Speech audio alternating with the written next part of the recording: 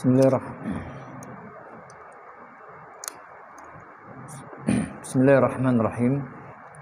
Alhamdulillah wassalatu wassalamu ala Rasulillah wa ala alihi wa ashabihi wa man tabi'ahum bi ihsan ila yaumil amma ba'd. Baik, kita masih melanjutkan latihan dari kaidah yang kedua.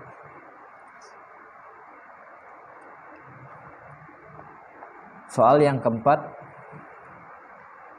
apabila ada seseorang telah membayar hutangnya kepada pemberi hutang, kemudian selang berapa jam datang perwakilan dari orang tersebut membayarkan hutangnya dengan persangkaan bahwa hutang belum terbayar, maka wajib bagi si pemberi hutang menolak pembayaran tersebut atau mengembalikannya kepada si wakil tersebut. Hal ini berdasarkan kaidah yang berbunyi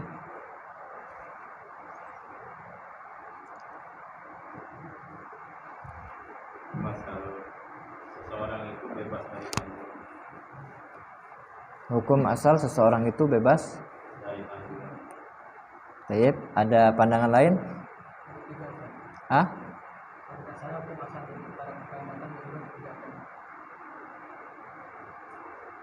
Baik, Anda ulangkan lagi.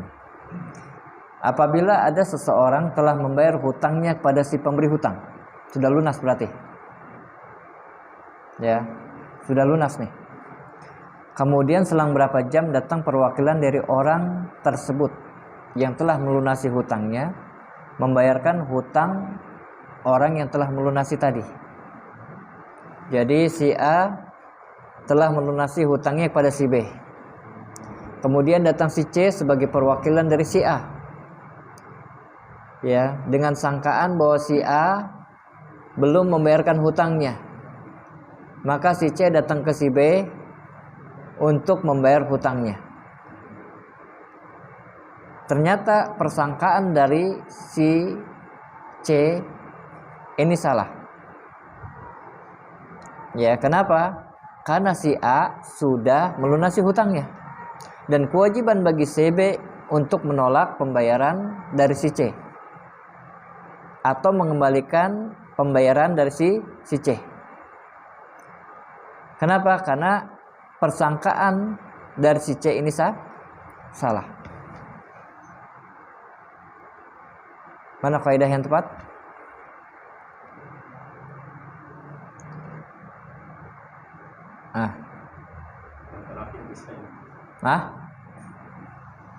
Kaidah yang terakhir, la ibrata bidzannil bayyin khata'uh. Ya, la ibrata bidzannil bayyin khata'uh, yaitu suatu persangkaan yang jelas kekeliruannya tidak bisa dijadikan sandaran. Kenapa? Karena si C ini keliru dalam persangkaannya bahwasanya si A belum melunasi hutangnya. Ya, maka harus dan wajib bagi si B untuk menolak itu dan atau untuk mengembalikan pelunasan hutang dari si C. Ya, karena persangkaan si C ini tidak bisa dijadikan sandaran. Baik. Bisa dipahami sini? Naam. Baik, kita pindah nomor 5. Nomor 5. Jika ada seseorang yakin bahwa di salah satu wanita di desa A adalah saudarinya sesusuan, apa hukum menikahi saudara sesusuan atau saudari sesusuan? Boleh atau tidak? Tidak boleh. Ya, walaupun tidak satu kandung. Ya, namun dia sepersusuan, maka tidak dibolehkan. Maka dalam hal ini ia tidak boleh menikah dengan wanita di desa tersebut sampai jelas mana yang saudari susuannya, karena kaidah mengatakan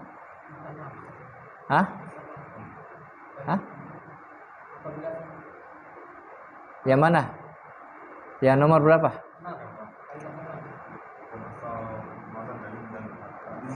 Baik, al-aslu fil abda at-tahrim. Hukum asal dari kemaluan itu haram sampai jelas baginya yang menghalalkannya. Kalau ternyata si wanita tersebut jelas dia bukan saudari persusuannya, maka halal baginya untuk apa? Menikahinya. Kalau masih belum jelas, maka kata Nabi SAW, gimana? Harus dijauhkan.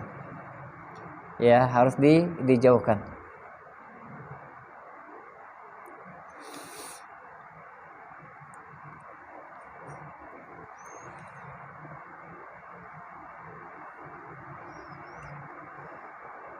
Kemudian yang nomor 6, dan ini yang masih ada lagi. Nomor 6, jika ada seorang laki-laki mengaku kepada seorang wanita bahwa bapak wanita tersebut telah menikahkannya dengan dirinya dan diam saja tanda setuju, namun si wanita mengingkarinya sedangkan laki-laki itu tidak memiliki bukti, maka yang dimenangkan adalah ucapan wanita tersebut.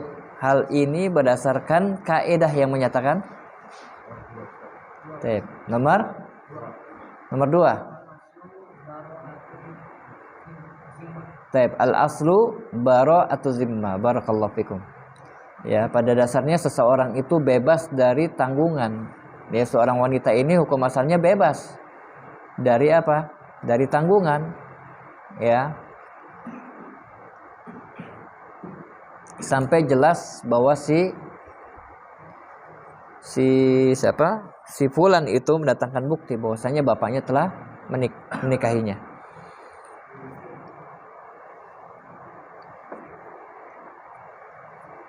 Yang terakhir, ada seseorang keluar dari rumahnya dan dinyatakan hilang.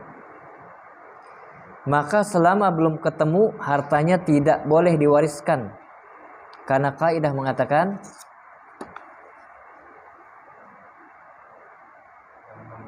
yang 6. Apa? Al-aslu fil amwal al-ma'sum at-tahrim. Hukum asal dari harta yang dijaga itu adalah haram. Oh iya, hukum asal dari harta orang lain adalah haram kecuali pada haknya. Ya, kecuali pada haknya. Seperti apa? Seperti zakat. Ya, kemudian apa? Apalagi? Kafarah. Kemudian apalagi? Nazar mungkin. Ya, dan seterusnya. Ya, selama tidak ada sesuatu yang menjadi atau yang menghalalkannya, maka hukum asalnya adalah tidak boleh. Seperti itu. Allahu ta'ala alam. Habis ya contoh praktek dari kaidah yang kedua, dan insyaallah kita akan lanjut pada pertemuan selanjutnya pada kaidah yang ketiga, yaitu terkait dengan al-masyaqqah, terkait dengan kesulitan.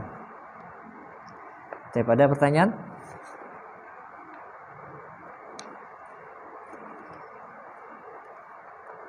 Susah atau tidak nih?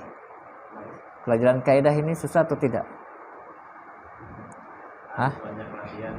Iya, harus banyak latihan. Ana udah buat beberapa, seperti ilmu usul fikih juga Ana terjemahkan. Kemudian setelah itu Ana buat latihan. Ya. Sama kayak gini juga ilmu usul fikih tapi. Ya. Nah. Terkait dengan contoh kasus kan kadang penentuan pemakaian kaidah itu dilihat dari apanya. Kadang ada kasus kayak tadi contohnya yang terkait dengan apa yang hewan. Bisa juga bisa saja kita pakai kaidah yang asal daging itu kan haram. Nah, kalau yang dimaksud daging di sini yaitu daging sembelihan. Ya, daging sembelihan sampai jelas bahwa daging tersebut telah disembelih dengan benar. Itu yang dimaksud daging, bukan hewannya. Karena hukum hewannya adalah hukum asalnya masuk ke dalam kaidah tadi, al-aslu fil asya al-ibahah. Ini hukum asalnya. Ya. Kemudian setelah itu hewan ditangkap barulah disembelih. Ya, barulah disembelih. Nah, kalau misalkan kita menemukan daging misalkan Kita nggak tahu apakah daging itu adalah daging yang disembelih dengan benar atau tidak. Atau kita mendapatkan daging yang tercampur dengan bangkai. Dagingnya sudah benar disembelih, ya, hewannya disembelih dengan benar. Kemudian setelah itu ternyata daging tersebut tercampur dengan bangkai. Maka dalam hal ini apakah boleh kita makan? Jawabnya tidak boleh. Ya, jawabnya tidak boleh. Karena ini adalah syubhat. Ya, syubhat. Seperti itu. Jadi kita lihat dari qarina, dari keterangan-keterangan yang ada pada kasus tersebut. Barulah kita bisa menetapkan kaidah yang pas, ya, atas kasus tersebut. Seperti itu. Nah, terkait dengan daging tadi kan, apakah kan ada juga sering kasus-kasus ya, apakah daging yang tersebar di pasar atau Nah. halal atau tidak, kan dilihat lagi kondisi Nah. apakah negara muslim atau tidak. Nah, ini dipakai hukum persangkaan atau hukum dagingnya?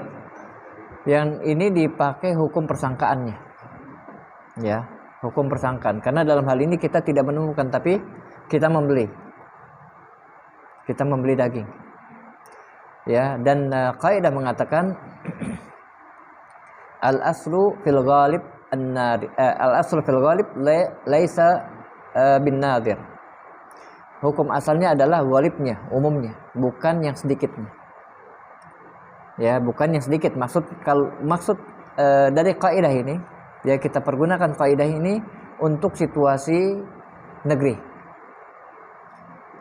Ya, untuk situasi negeri. Kalau misalkan negeri tersebut adalah negeri muslim, negeri Islam, maka yang kita pakai adalah ghalibnya. Walaupun di situ, di negeri tersebut tinggal beberapa persen orang-orang kafir. Ya, tinggal berapa persen di situ orang-orang kafir. Ya, jumlahnya tidak banyak daripada orang-orang muslim. Maka dalam hal ini yang kita ambil adalah ghalibnya, keumumannya, bukan yang sedikit. Ya, bukan yang sedikit. Ya, jadi seperti itu. Dan makanya daging-daging yang beredar di pasar, ya, dalam hal ini boleh kita membelinya, ya, dengan memakai hukum dzan tadi, persangkaan, tapi dugaan kuat. Dugaan kuatnya apa? Karena dilihat dari keadaan negeri, ya, seperti itu. Allahu a'lam. Ada lagi?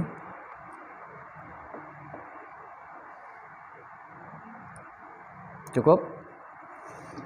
Nah, kalau cukup mungkin kita cukupkan sampai sini. Wallahu taala alam.